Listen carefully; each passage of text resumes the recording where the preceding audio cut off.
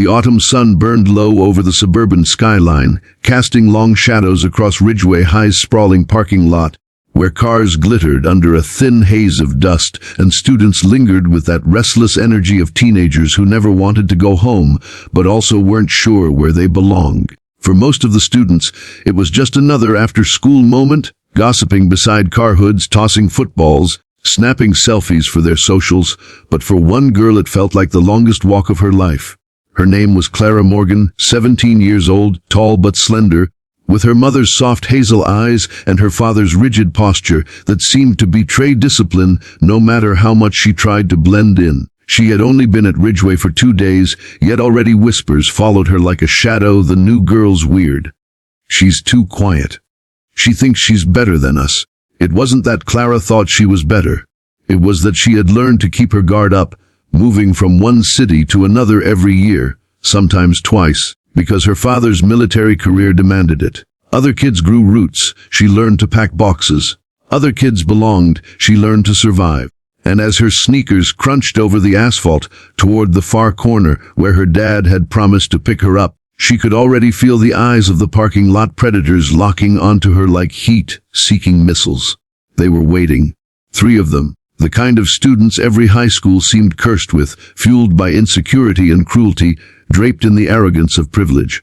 At the center was Brianna Kane, a blonde whose smile was all venom, the self-proclaimed queen bee of Ridgeway High, surrounded by her ever-faithful shadows, Madison and Claire, each carrying the smug grin of girls who'd never been told no.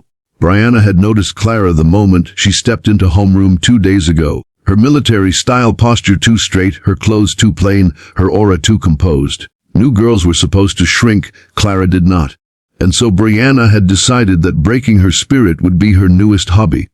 Clara spotted them leaning against Brianna's sleek white Jeep, their manicured nails tapping against the metal as if drumming to a private anthem of superiority.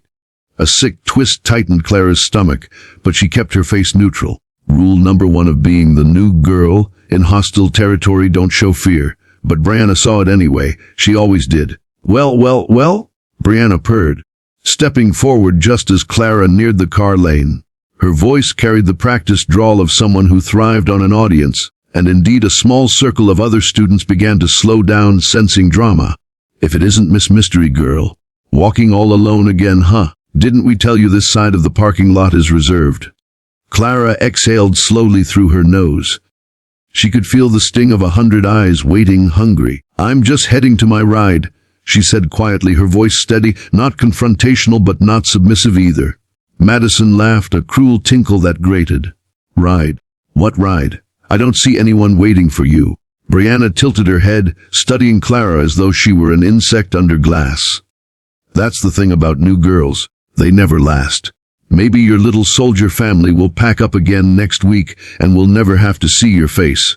But until then, you walk through our lot, you pay a toll.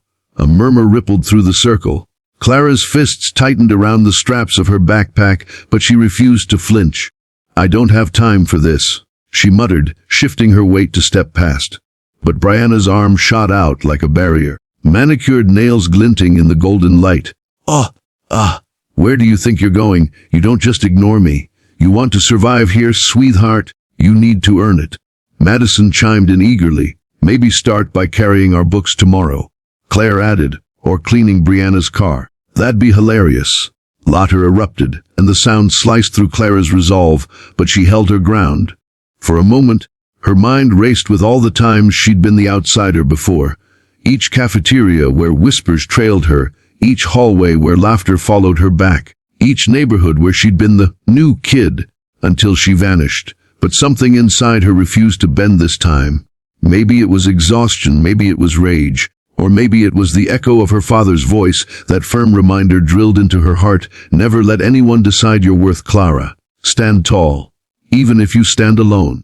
I don't need to earn anything from you, she said suddenly, her voice cutting through their laughter. A hush fell for a beat. Brianna blinked, then smirked. Oh, she's got a backbone. Cute. But here's the thing, new girl. Backbones get snapped around here. And with that, Brianna stepped closer, invading Clara's space, the crowd leaning in as though smelling blood. The air thickened with tension, the asphalt radiating heat beneath Clara's sneakers, the scent of gasoline and teenage sweat mingling into something suffocating. Clara's chest tightened, but she stood her ground, hazel eyes unflinching. Inside, though, she was pleading silently, "Dad, please get here. Please," and as though the universe had heard. The growl of an engine cut through the air, a sound that didn't belong to any of the flashy jeeps or sports cars in the lot. Heads turned as a black SUV rolled slowly down the lane, its tinted windows catching the dying light. Clara's breath hitched. She knew that vehicle. She knew the precise way it moved, steady and controlled, not like a teenager eager to show off, but like a soldier arriving on duty. The SUV eased to a stop just yards away, and the crowd's chatter faltered into whispers. The driver's door opened with deliberate weight, and out stepped a man whose very presence shifted the atmosphere like a thundercloud. He was tall, broad-shouldered, his uniform sharp and unmistakable in its authority.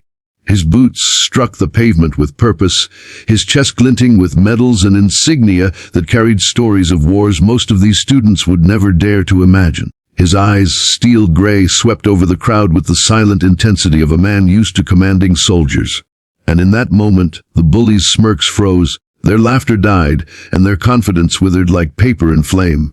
Clara's lips parted as relief flooded her chest, because this wasn't just her dad. This was General Marcus Morgan, a man who had stared down enemies on battlefields across the world and now stood in Ridgeway High's parking lot, staring down a pack of spoiled bullies who thought intimidation was a game. The silence was suffocating. Brianna swallowed, her face paling as she tried to mask her sudden unease. Madison shifted awkwardly, and Claire actually took a step back. Clara's heart thundered, her hands trembling not from fear anymore, but from the sheer gravity of what was unfolding. She had wanted to handle this on her own. She had wanted to prove she didn't need saving. But as her father's gaze locked onto hers, firm but filled with unspoken pride, she knew this was only the beginning. Because when General Marcus Morgan stepped out of that car, the entire balance of Ridgeway High shifted forever.